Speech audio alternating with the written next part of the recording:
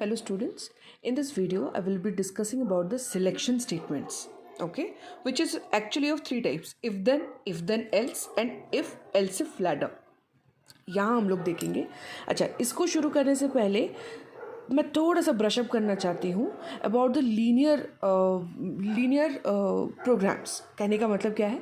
Suppose a program to add two numbers, तो ये linearly लिखा जाता है। इसका क्या मतलब है ना, एक स्टेटमेंट के बाद वो एक्चुअली में रन होता जाएगा।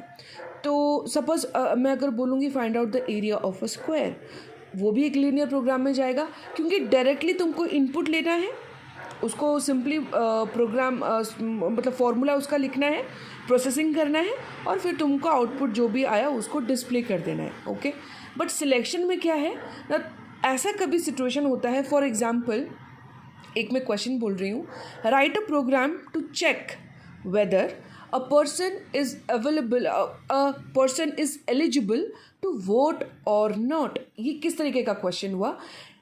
इधर एक इंसान, अगर उसको 18 से ज़्यादा उसका एज है, then he is eligible to vote, else he is not eligible to vote.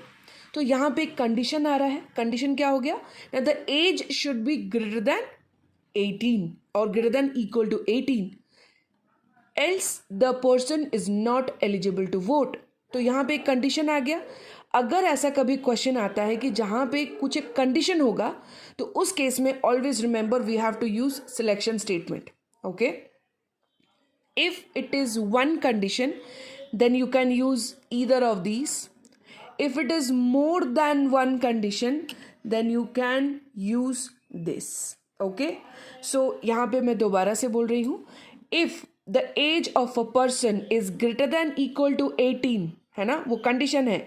If the age is greater than equal to 18, then print कि eligible to vote, else print not eligible to vote। अगर if then रखोगे, अगर true है then तुम लोग जो भी लिखोगे वो print होगा। ठीक है, कैसे होगा ना वो देखो, मैं छोटा सा करके दिखाती हूँ। if age greater than equal to 18, okay, then print, तो प्रिंट हम लोग कैसे करते हैं? Text window dot write line, क्या प्रिंट करेंगे? Eligible to vote. ठीक है, सपोज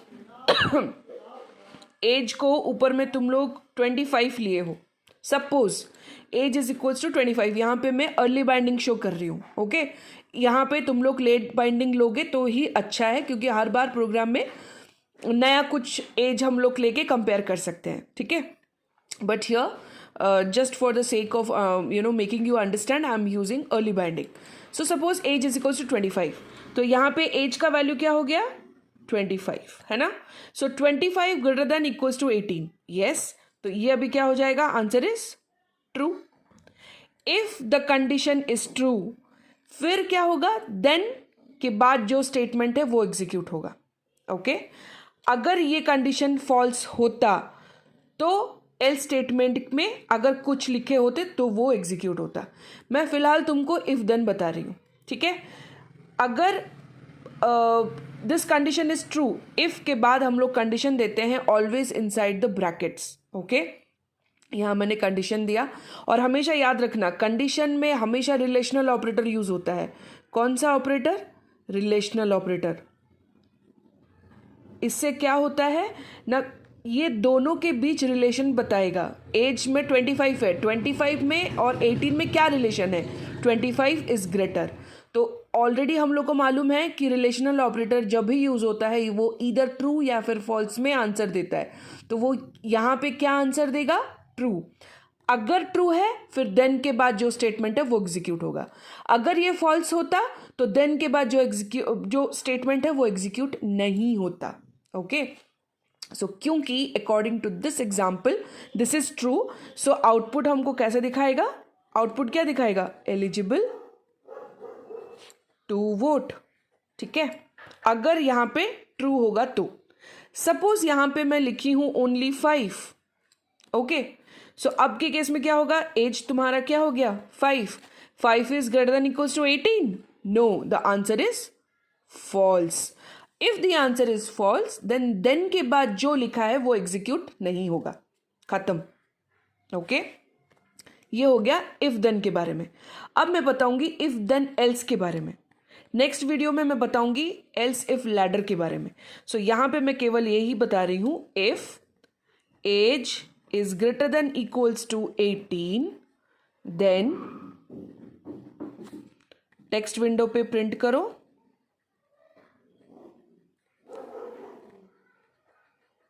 सेम प्रोसेस, वही लिख देना है ब्रैकेट में, एलिजिबल टू वोट.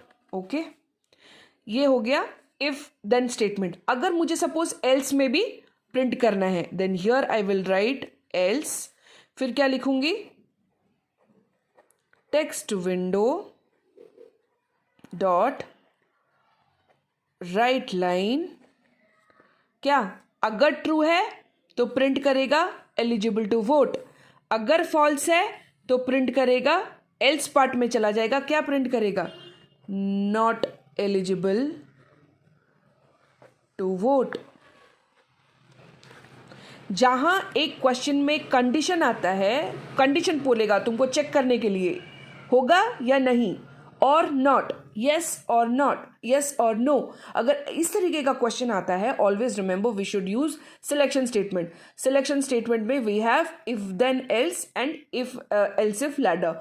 ये एक कंडीशन के लिए होता है, ये मल्टीपल कंडीशन के लिए होता है. ठीक है, तो फिलहाल मैं एक कंडीशन को लेके बात कर रही हूँ. तो एक कंडीशन क्या है, suppose age is equals to 25. Okay, in this example, so अभी एज का वैल्यू कितना है, 25, which is greater than equals to 18.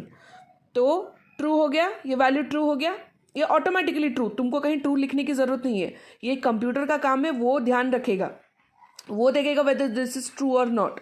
Yes, if it is true तो प्रोग्राम में क्या दिखाएगा, अगर ट्रू है तो देन के बाद जो स्टेटमेंट है वो एग्जीक्यूट होगा. मैं ऐसे लिखती हूँ, ओके, ऐसे लिखती हूँ, यहाँ पे कंफ्यूजन होगा, ऐसे लिखती हूँ. ठीक है, if it is true means if the condition is true, then ये वाला एग्जीक्यूट होगा statement. If this condition is false, then ये वाला एग्जीक्यूट होगा. सो ऑलवेज रिमेंबर, देन के बाद तभी होता है इफ, अगर कंडीशन तुम्हारा ट्रू है देन के बाद जो स्टेटमेंट है वो एग्जीक्यूट होता है. अगर कंडीशन तुम्हारा फॉल्स होता है देन एल्स के बाद जो स्टेटमेंट होता है वो एग्जीक्यूट होता है. दोबारा से बोल रही हूँ, अगर इफ के बाद जो कंडीशन लिखा रहेगा, अगर ट्रू है देन के बाद जो स्टेटमेंट है वो एग्जीक्यूट होगा. अगर ये कंडीशन मेरा फॉल्स हो गया देन एल्स के बाद जो स्टेटमेंट है वो एग्जीक्यूट होगा. So it is very obvious, हम लोग इंग्लिश में भी वैसे ही बात करते हैं. If the age of a person is greater than 18, then the person is eligible to vote. If the person age is less than 18, then the person is not eligible to vote, है ना. तो यहाँ पे if then, अगर true है तो print करो, else print कर दो नॉट एलिजिबल टू वोट, हो गया. तो हम लोग बातों बातों में भी ऐसे ही बात करते हैं, तो उसको कैसे हम लोग प्रोग्रामिंग में लिखेंगे. और एक चीज़ स्टूडेंट यहाँ पे मेरे को बोलना है, जैसे ही मैंने इफ स्टेटमेंट देके ये कंडीशन लिखा, देन के बाद जैसे ही तुम लोग एंटर करोगे ना, ऑटोमेटिकली तुम्हारा कर्सर इतना स्पेस ऑटोमेटिकली ले लेगा और यहाँ से प्रिंट करना चालू करेगा. सिमिलरली एल्स के बाद जैसे ही तुम लोग प्रेस करोगे एंटर, वो यहाँ पे लेके यहाँ से वो प्रिंट करना चालू कर देगा. Okay, just a minute. और एक चीज़ हमको ध्यान देना है, एक कीवर्ड हम लोग को हमेशा से यूज़ करना रहता है, that is else if, sorry not else if, that is and if. यहाँ पे भी एंड इफ, ये लिखना बहुत ज़रूरी है प्रोग्राम में, वरना ये इसका मतलब बताता है ये जो इफ़ हम लोग शुरू किए थे ना, वो लास्ट में आके यहाँ पे ख़त्म हुआ, एल्स के बाद उसको हम लोग ख़त्म किए. सिमिलरली क्योंकि यहाँ पे एल्स स्टेटमेंट नहीं है, सो इफ़ के बाद जो भी हम लोग लिखेंगे फिर यहाँ पे एंड इफ लिखेंगे. मीन्स कंपाइलर को बोला रहता है जो इफ़ को हम लोग शुरू किए थे वो यहाँ पे एंड हुआ है, और यहाँ पे भी एल्स स्टेटमेंट के बाद एंड हुआ है. So this is the entire concept of this too, if then else. इसके बाद का जो वीडियो होगा, there I will show you the program कि कैसे लिखा जाता है और कैसे रन किया जाता है. Simple program, write a program to find out whether the person is eligible to vote or not. Okay, thank you students. Have patience. 10 minute का वीडियो है, but have patience, you will enjoy this.